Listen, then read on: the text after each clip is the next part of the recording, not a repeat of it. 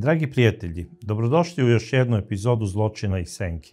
Večeras ćemo obraditi jedan slučaj iz 2018. godine gdje je jedan čovek izgubio svoj život, malte ne, kako bi se to reklo u onim kaubojskim filmovima na divljem zapadu, za šaku dolara. Nažalost, ova radnja se ne dešava na divljem zapadu, već se dešava u jednom lepom kraju Srbije, tačnije u okolini Petrovca na Mlavi. A o čemu se zapravo radi? 27. septembra 2018. godine, negde oko 21 čas, neko je prijavio da je na jednoj raskrsnici koja ide od Petrovca ka selu Melnica pronađen čovek koji leži u šancu pored puta koji je napravljen za odliv vode i kako je javljeno policiji mobilnim telefonom, najverovatnije se radi o nekom čoveku koga je neko kolima udario i posle je vozač pobegao. I naravno, posle takve prijave policija dolazi, na tom istom mestu čeka ih čovek koji je prijavio pronalazak beživotnog tela pored puta i policija je odmah ustanovila da nije u pitanju nikakva saobraćajna nezgoda, da nije udaren čovek kolima, jer nema nigde tragova, recimo da je polomljeno nešto od automobila, far ili tako nešto, i utvrdili su da je čovek najverovatnije ubijen nekim tupim predmetom sa više udaraca u predelu glave. Urađen je uviđaj, čovek je prebačen na sudsku medicinu i obdukcija je ustanovila da je čovek ubijen tupim predmetom sa 5 udaraca u predelu glave i da mu je glava prilikom tog udaranja malte ne potpuno smrskana u predelu potiljka. Policija je naravno pronašla u njegovom džepu i novčanik koji je doduše bio bez novca, ali se nalazila lična karta i u njoj je pisalo ime i prezime i mesto stanovanja tog čoveka. A o kome se zapravo radilo? Radilo se o Slavoljubu Dragomiroviću, starom 66 godina, iz sela Melnica, poljoprivredniku koji je oženjen, ima suprugu i sina. I iako je imao 66 godina, on je izdržavao svoju porodicu zato što su njegova supruga i sin bili osobe sa posebnim potrebama. Znači, on je bio glava kuće koji je poljoprivredom donosio hleba u kuću, radio je dosta zemlje, imao je traktor, obavljao je te poljoprivredne poslove i brinuo se o bolesnoj ženi i o sinu. Nikada nije tražio neku socijalnu pomoć, smatrao je da sve on može da zaradi za porodicu i govorio je jednog dana, kada više mene ne bude bilo, neka moji sve daju državi i neka idu u dom. Ili neka nađu nekog čoveka ko će da se brine o njima i neka mu prepišu svo imanje. Sada, najverovatnije da bi se to i desilo jednog dana, ali kako je Slavoljub govorio, ja sam i sada čovek koji se osjeća sposobnim da radim najmanje još 10 godina. I zaista Slavoljub je izgledao onako mnogo mlađi za svoje godine, bio je baš čovek u punoj snazi, bez obzira što je imao 66 godina. Nikomu ne bi dao više od 55. I Slavoljub je odlučio da jedan deo novca koji je stekao prodajom jednog placa u blizini Petrovca na Mlavi, zapravo to je jedna veća njiva koja se nalazila u blizini Petrovca. Nekom čoveku je trebalo to zemljište kako bi pravio tamo neke hale i dobro je platio Slavoljubu. I sada u malom mestu se to brzo čuje. Aha, onaj Slavoljub Dragomirović prodao je veliku njivu, uzeo je dobre pare. Sigurno ima dosta novca kući. Tako su pričali ljudi onako po prodavnicama, po kafanama. A ko su zapravo ti ljudi koji su to pričali? To su bili uglavnom neki seoski besposličari koji su maštali da mogu da žive ono bez rada, bez motike. Zapravo, To su bili ljudi koji žive na selu, ali su ono mafijali kao pravi gradski oni gangsteri. Kako bih ja rekao, seoski lopovi. I zaista, nažalost, u svakom selu ima kukolja i ljudi se bave raznim kriminalnim aktivnostima, uglavnom nekim prevarama, krađom stoke, ko zna sve čim, obijanjem kuća i onda tako zaglave robiju po nekoliko godina i oni stalno pričaju o nekim velikim parama i o tim takozvanim tipama. I Slavoljub Dragomirović nije ni bio svestan da kada je prodao tu svoju njivu, da je već bio otipovan od nekoliko tih seoskih bandita koji maštaju da nađu lak plen i da dođu do velike love bez i malo truda i bez kapi znoja. Sada, najverovatnije da je neko od tih ljudi počeo i da prati Slavoljuba Dragomirovića.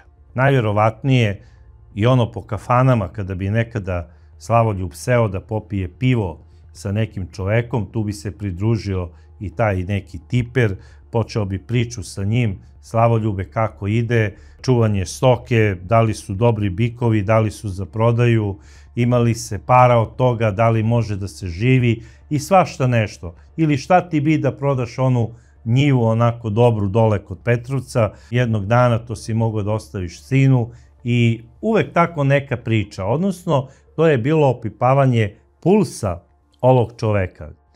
I posle nekoliko ispijenih piva, Slavoljub bi se otvorio i počeo bi da priča na tu temu. Govorio je, pa morao sam da prodam eto tu njivu, a na kraju krajeva dobro mi je i plaćena. Ni manje ni više nego celih 40.000 švajcaraca. Za one koji ne znaju, Petrovac na Mlavi i okolina je poznata po gastarbajterima. Ima puno ljudi koji rade upravo u Švajcarskoj i nije ništa čudno da se neka trgovina upravo obavi u toj valuti. I šta se sada dešava? Dešava se to da je neko od njih pitao Slavoljuba da li želi da kupi automobil od njega. Imaš sada love, imam dobar auto za par hiljada švajcaraca, mogu da ti obezbedim dobra kola. I Slavoljub je rekao ne, meni ne treba nikakav auto, ja hoću da kupim dobar bicikl. Imam traktor, kada mi treba nešto da prevezem, da dovezem, a za grad planiram da kupim neki dobar bicikl. I onda je taj koji mu je ponudio auto rekao, dobro Slavko, nikakav problem, imam rođaka koji iz Austrije dovozi dobre alpske trkačke bicikle i ja ću ti jednu obezbediti. I tako se i desilo. Našao je on Slavoljubu dobru biciklu, prodao mu je za par stotina švajcaraca, međutim nešto nije tu štimalo oko menjača i Slavoljub je morao bicikl da odnese u servis u Petrovcu na Mlavi. To je bilo 20. septembra 2018. godine, kako bi mu popravili taj menjač. I naravno, ovaj čovjek mu je rekao tamo koji popravlja te bicikle, dođi Slavko za nedelju dana, bit će sve u redu. Jer treba da mi stigne deo iz Austrije, stavit ću ti novi menjač na bicikl i bit će kao nov. Tako se i desilo. 27. septembra majstor poziva Slavka i kaže, bicikl je gotov, popravio sam ga kao novije, možeš da dođeš da ga preuzmeš. I Slavko odlazi stopom do Petrovca na Mlavi, tamo uzima svoj bicikl u koga se odmah zaljubio na prvi pogled i kreće kući. I onako usput menja brzine, ide, vozi i dok je išao putem ka selu, nailazi do jedne prodavnice pored puta i tu je video čoveka koji je najbolji drug lika koji mu je prodao bicikl. I onda je on stao i kaže, kaže, Žabac, da li si za pivo? I taj lik, kome je bio nadimak Žabac, on kaže, nema problema, ajde, evo, krenuo kući, ali kada si ti naišao, ne mogu da te odbijem, a na kraju krajeva i pije mi se pivo. Mogao bi ti da častiš i koje pivo više. Ma kaže, nema problema, popi koliko god hoćeš. Slavko vraća sa Žabcem na piće u tu seosku prodavnicu, a to je zapravo bio Nebojša Milošević, star 43 godine, dobro poznat policiji zbog raznoraznih krađa. Imao je negde 5-6 godina robije zbog toga. 3 puta je bio osuđivan na po 2 ili 3 godine, pa onda dobijao neka skraćenja. Ukupno je bio 5,5 godina u zatvoru. I najverovatnije da je Žabac razmišljao da uđe u priču sa Slavoljubom kako bi saznao koliko mu je novca još ostalo od one prodaje njive i da uradi sa svojom ekipom kuću, odnosno valu u Slavoljubovoj gajbi, odnosno da pokupe novac. Žabac je najverovatnije računao na tu kartu. Kada ode Slavoljub, ostaju kod njega tamo u kući žena koja je invalid, a i sin je dečko sa posebnim potrebama. Lako ćemo mi to maskirani da opljačkamo bez problema i bitno je da dođemo do dobrog plena. I naravno, Slavko, ne znajući šta mu se zapravo sprema, naručuje piće svom takozvanom prijatelju, koga je znao odlično, iz viđenja onako po tim kafanama. Kaže, Žabac, šta ćeš da popiješ? Pa kao, zna se, pivo. Onda popio jedno, pa drugo, pa treće pivo, pa uđu u priču i ovaj mu priča kako, eto, sve je super sa biciklom, radi kao švajcarski sat, zadovoljan je. Kaže, ajde da popijemo još po jedno, naruči se i 4. pivo. Ustane sada Slavko posle 4. piva, kaže Žabcu, vidimo se, moram da idem kući kako bih pomogao ženi tamo oko stoke, jer znaš i sam da ona ne može. Moram da idem da zatvorim štalu, da obiđem sve da li je zatvoreno kako treba, evo već polako pada mrak. I šta se dešava? Žabac kaže, nema problema, idi ti. I kada je izašao ovaj čovek, on ustaje i kaže radnici koja je radila u toj prodavnici, izvini, da li možeš da mi usitniš 50 eura? Ona je rekla, ne mogu, zato što sam sada rasitnila 100 eura Slavoljubu. I ja ne znam šta vam je, svi dolazite sa mnogo para. A kasnije je rekla da je zapravo Slavoljub imao samo 200 eura u novčaniku. Ona je razmenila Slavoljubu 100 eura u dinarskoj protivvrednosti, on je platio onih 8 piva što su popili i seo na bajs i krenuo. E sada, šta se dešava? Kada je on krenuo biciklom, najverovatnije je usput svratio do nekog čoveka da mu vrati neki dug.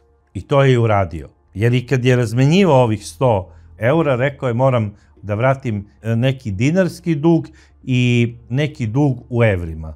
I šta se dešava?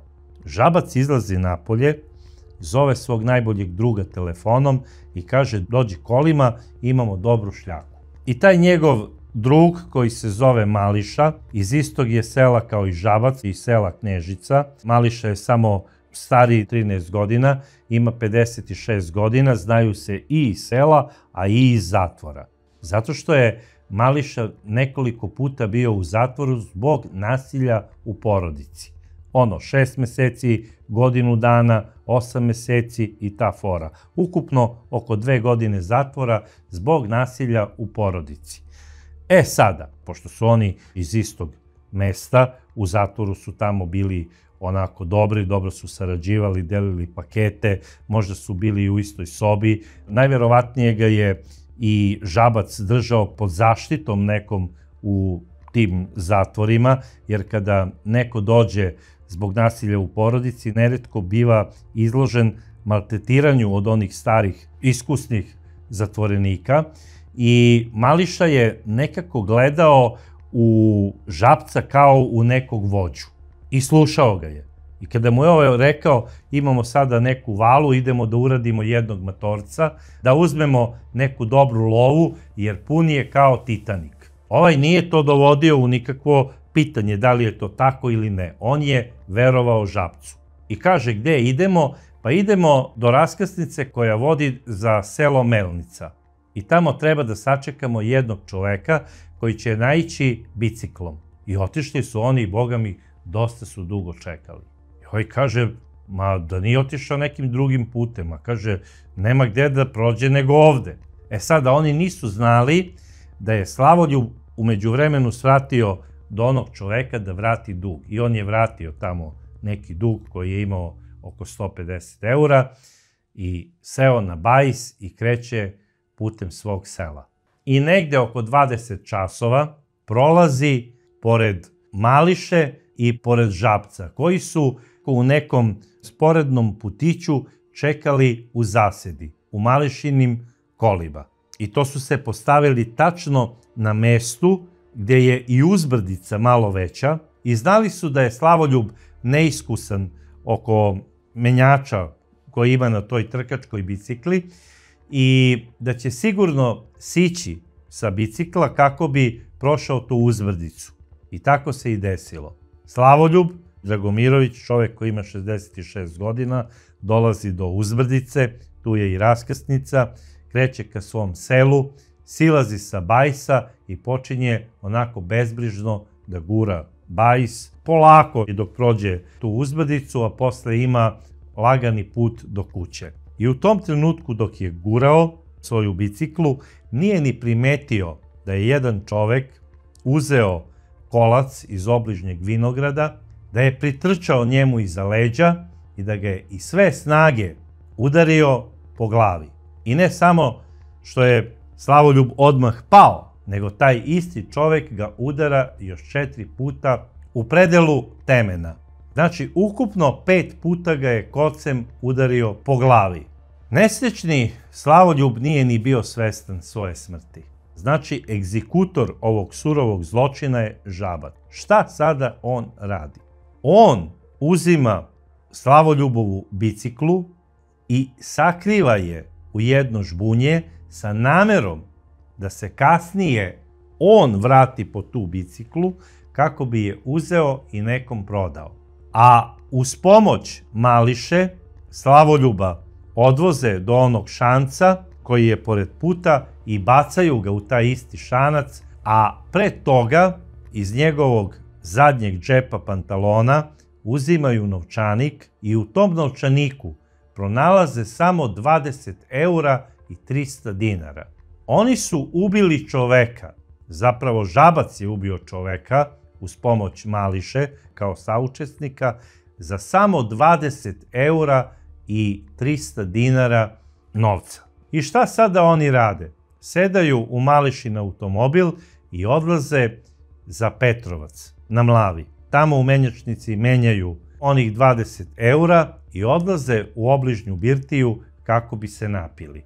I Žabac ubeđuje Mališu, nemoj ti ništa da se sekiraš, ubili smo mi matorog, za par dana samo kad ga sahrane, odradit ćemo valu u njegovoj kući i tamo ćemo naći gomilu para. Ja sam imao pogrešnu informaciju, odnosno loše sam video, imao sam utisak da mu je pun novčanik deviza. Međutim, zeznuo sam se. Gdje je usput potrošio par stotina eura, ja stvarno ne znam. I sada, da li je porodica imala dosta novca ili nije imala dosta novca, nesrećni čovek je ubijen za malo para. Porodica ga je sahranila na seoskom groblju u Melnici i kasnije, da li je socijalna služba preuzela starateljstvo oko Slavoljubove udovice i sina, to baš i nisam siguran, jer kao što sam rekao, oni su bili ljudi sa posebnim potrebama. Šta se dešava dalje? Policija je prilikom uviđaja pronašla u onom žbunju i bicikl koji je bio vlasništvo nesrećnog Slavoljuba. Uradili su kompletnu proveru bicikla, da li ima tragova otisaka neke druge osobe sem Slavoljubove. Pronašli su tragove otisaka majstora koji je popravljao bicikl i pronašli su Slavoljubove otiske i pronašli su otiske Žabčeve. I kada su proverili u kartoteci, odmah su imali uvid da je i Žabac imao kontakt sa tom biciklom. I kada su ga priveli na informativni razgovor u policijsku stanicu u Petrovcu, inspektori SUP-a Požarevac preuzeli su taj slučaj da rade, pitaju ga kakav je on imao kontakt sa Slavoljubovom biciklom, on kaže nikakav, pa je onda kasnije video da nešto nije u redu, kaže ja sam Slavoljuba sreo u Petrovcu, nešto je imao problem sa menjačem oko bicikle i ja sam mu pokazao kako se menjaju brzine. Naravno, policajci nisu naseli na tu Žabčevu priču, odredili su mu pritvor od 48 sati, a kasnije su operativnim radom od ljudi saznali da je on te večeri malte ne celo veče bio sa Mališom. Priveli su i Mališu, odredili su mu pritvor do 48 sati i Mališa, a i Žabac uz prisustvo advokata priznali su dežurnom tužiocu da su ubili nesrećnog Slavoljuba Dragomirovića za malo para, verujući da on kod sebe ima dosta novca. Sada, u početku je Mališa tvrdio da on nije znao da Žabac ima nameru da ubije nesrećnog Slavoljuba. Mislio je da samo želi da ga onesvesti tom nekom motkom i da pokupi novac iz njegovog novčanika i da će se ovaj prosvestiti, bit će opljačkan, ko zna u fazonu koga je opljačkao i to bi se sve završilo na tome. Tako se bar pravdao Mališa. I protiv ove dvojice seoskih razbojnika, naravno tužilaštvo iz Požarevca je podiglo optužnicu za teško ubistvo, gdje je zaprećena kazna od 10 do 40 godina zatvora. I Nebojša Milosavljević, star 43 godine, zvani Žabac, iz sela Knježica, zbog teškog ubistva osuđen je prvostepenom presudom u Požarevcu na 30 godina zatvora, a kasnije mu je to potvrdila i apelacija u Kragujevcu. Što se tiče Mališe, on je suđen po istom članu, ali je dobio najmanju kaznu za to delo, jer nije utvrđeno da je on sa sigurnošću znao da Žabac priprema ubistvo nesrećnog Slavoljuba.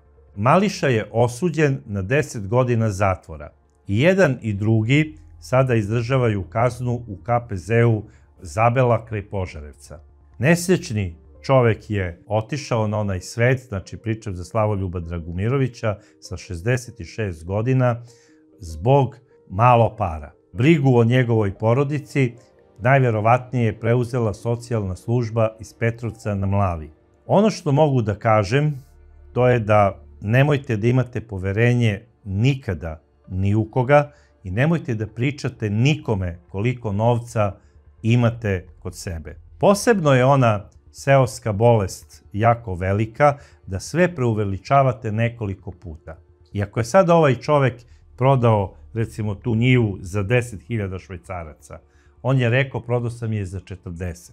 Umesto da kaže prodao sam je za 2000 švajcaraca ili za 3 zato što mi je neophodno da završim neke obaveze koje imam i ostalo mi je samo par stotina švajcaraca da kupim biciklu i nikoga ne bi ni dirao. Takođe nije trebao da vadi sav novac iz novčanika, da broji pred prodavačicom kako bi je fascinirao, jer nikada ne znate da li vas posmatra i neko sa strane, a vi to i ne primjećujete. A Slavoljuba je upravo posmatrao čovek sa kojim je pio malte ne neko izvesno vreme te večeri i faktički ga je častio.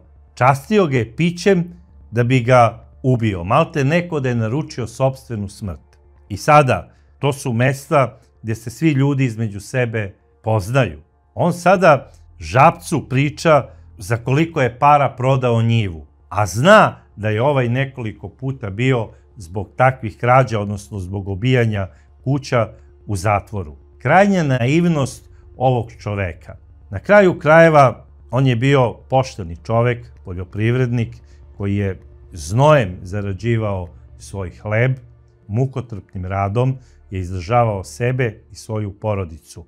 Prodao je svoju očevinu da bi, eto, priuštio neki malo bolji život bolesnoj ženi i sinu i sa to nešto malo para naručio je sopstvenu smrt kod ljudi koje je znao malte ne od trenutka njihovog rođenja. Jer oni su ga svi zvali tamo profesor i Ćale. Zato što im je stalno delio neke savete, dobre savete. Slavoljub je bio domaćin i stalno je pričao toj deci, mislim, oni su za njega deca, bez obzira što imaju 40 godina. On im je stalno pričao: deco, nemojte da se bavite kriminalom. Kriminal se ne isplati. Budite pošteni seljaci, obrađujte zemlju koju ste nasledili od svojih očeva i dedova. Ona vas nikada neće izdati i prodati. Čuvajte je i živite od nje poštenim radom. I onda su ga oni svi zvali profesore, Ćale, učitelju, i na kraju krajeva Žabac ga je zvao Matori. To mu je kao tepao ono u fazonu: Ćale, ali stariji si od mene 20-ak i kusur godina, zvaću te Matori. I tako je i rekao svom ortaku iz zatvora, a i iz sela: ajde dođi, imamo da uradimo jednog matorca za lovu. I to se i desilo. Zbog 20 eura dobio je 30 godina zatvora, odnosno ne zbog 20 eura. On je zbog 20 eura ubio čoveka. I to na najmonstruozniji način. I dobio je 30 godina zatvora. Da li se on kaje ili ne, to samo zna on, a ja sam ovu priču morao da vam ispričam, čisto onako da se ne zaboravi i da vam bude pouka. A do sledeće epizode Zločina i senki, ja vas pozdravljam.